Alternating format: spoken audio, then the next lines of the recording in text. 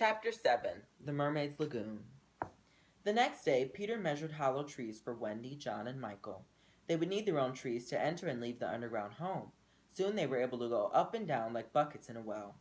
The underground home was a marvelous place. It was one giant room. During the day, the floor was anything you wanted to make it. The Lost Boys and Michael and John used it for play. There were mushrooms to sit on and a crackling fire, and if you wanted, you could dig a hole in the floor and go fishing. Wendy was much too busy, of course, because she was the mother and did not have time for such things. She had to cook and clean, and at night she mended everyone's socks. There was just one bed for the boys, who slept side by side like sardines in a can. Michael slept in a hanging basket because he was the baby. Tinker Bell lived in a little room of her own that she closed at night with a curtain. As time passed, Wendy and her brothers thought less and less about their mother and father. Sometimes Michael believed Wendy was his real mother. Wendy was not too concerned because she was sure their parents had left a window open so she and John and Michael could fly home when the time came. In the meantime, there were adventures to be had. Adventure was what Neverland was all about. It had Indians and lions and tigers and bears and pirates and mermaids and much more. The difficulty was which adventure to choose. The adventure that usually won took place in the Mermaid's Lagoon. The lagoon is a lovely place of many colors where mermaids sing and play and bask on a rock in the sun. The children spent many long summer days on this lagoon, swimming and floating and playing with the mermaids. Wendy enjoyed sitting on a rock, watching them as she stitched to pass the time.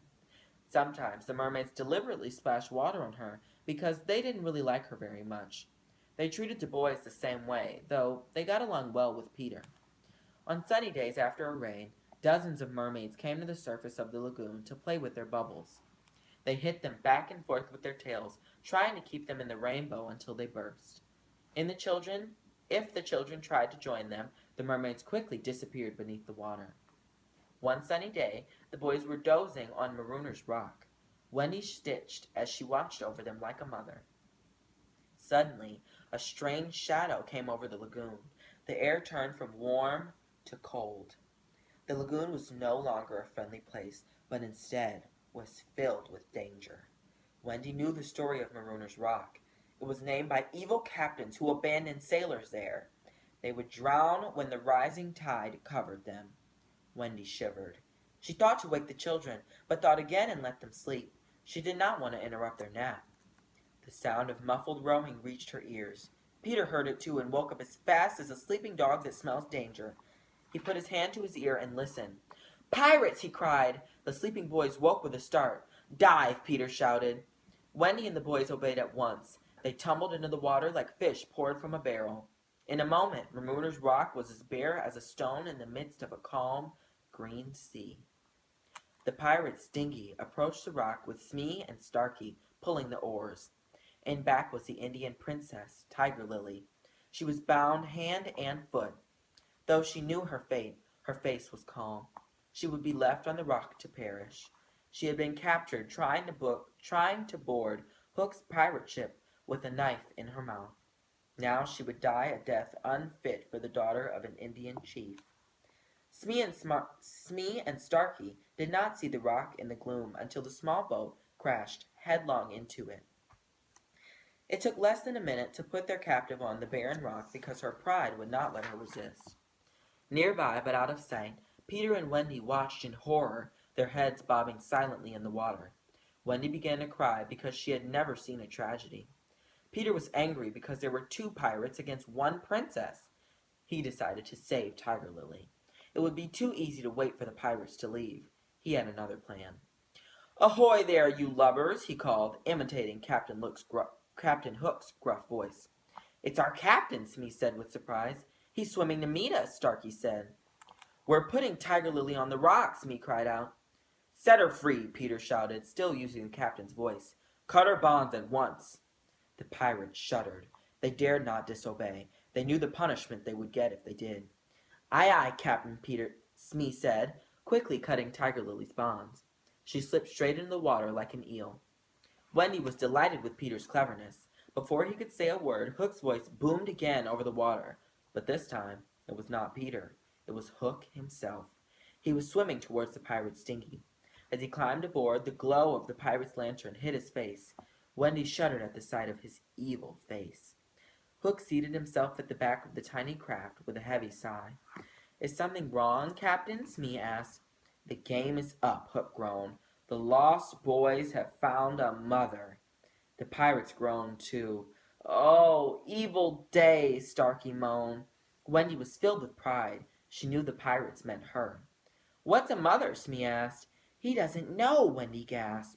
At once she knew that Simple Smee would be her favorite pirate if ever there could be such a thing. Peter quickly pulled her under the water before she could say more. What was that? Hook bellowed. He held the lantern to light the dark waters around the boat. The dim beam caught a strange light. A never bird floated by, sitting on its nest. That is a mother, Hook exclaimed. You see, its nest fell in the water, but she would not think to abandon her eggs. There was an odd catch in Hook's voice, as if some memory of his own struggled to reach the surface. He brushed it away with a sweep of his iron hook. Smee gazed at the drifting bird on her nest as it passed by. I have an idea, Captain, he said eagerly. We can kidnap the boy's mother and make her our mother. A splendid idea, Hook replied. He began to think. He rubbed his long chin with his hook. We shall seize the children and carry them to our boat. I will make the boys walk the plank, and she shall be our mother. Wendy had bobbed to the surface. When she heard Hook's evil plan, she gasped. Never, she cried. Luckily, the pirates did not see or hear her. The pirates swore to carry out Hook's dreadful plan. Then, as if remembering something, Hook looked around the boat. Where is Tiger Lily? He roared. We let her go, Captain, Smee said. It was your orders. Let her go, Hook cried. I gave no such order, he said with a shiver in his voice. He looked into the gloomy lagoon. There are spirits that haunt this place, he whispered. At the word spirits, Smee and Starkey wrapped their arms around one another in fear. Hook put his good hand to his mouth.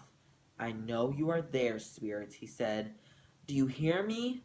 Who are you? Hook called out. I am Captain Hook, the captain of the Jolly Roger, Peter said. Hook shook his head in disbelief. But I am Captain Hook, he said. No, Peter said with a grin. I am Hook, and you are a codfish. Smee and Starkey glanced at one another. Could it be they were commanded by a codfish? They wondered. Hook worried that he would lose his authority over his men. He shouted into the darkness again. Do you have another name? He asked, hoping to trick the strange voice into revealing his identity. Yes, Peter said, but you must guess it. The pirates put their heads together, but came up with nothing. We give up, Hook shouted. I'm Peter Pan, Peter shouted gleefully. Now we have him, Hook said, once more in full command of his men. After him, men, he ordered. The pirates drew their swords. Peter cupped his hands to his mouth. Come fight then, boys, he called, and from all over the lagoon came the voices of the boys, each saying, Aye, aye. The pirates and boys met in a fierce battle. John was in the midst of it, brandishing a cutlass he tore from a pirate's grasp. The battle was short. Hook held off the circle of attacking boys with his glistening iron hook. They backed away, fearing for their lives. The dinghy drifted away. But Peter was not afraid to meet Hook. He climbed atop the rock as Hook joined him from the opposite side. Peter snatched a knife from Hook's belt. He was ready to use it when he saw that he was higher on the rock than Hook. Since that made an unfair fight, Peter put out his hand to help Hook to the top. At that moment, Hook struck. He clawed Peter twice with his hook. Peter fell, stunned by the blows, but even more so by Hook's dishonesty. Hook leaped into the water with the other pirates. They swam for their lives in the direction of the Jolly Roger. Right behind them was the crocodile, gnashing his silvery, sharp teeth. The boys looked everywhere for Peter and Wendy, but both had vanished. They got into their pirate's dinghy and rowed towards home. Their shouts of Peter, Wendy went unanswered, except for the mocking laughter of the mermaids. The boys weren't too worried. They were sure Peter and Wendy were swimming or flying home. They hurried so they wouldn't be late for bed. Soon after the dinghy was gone, two feeble cries drifted over the lagoon. Help! Help! Peter and Wendy lay on top of the rock. Peter was wounded, and Wendy was tired and weak. A mermaid tried to pull Wendy into the water, but Peter pulled her back to safety. We have to get off the rock, Peter said. The tide is rising. Soon. we will be covered. I'm too tired to swim or to fly, Wendy said weakly.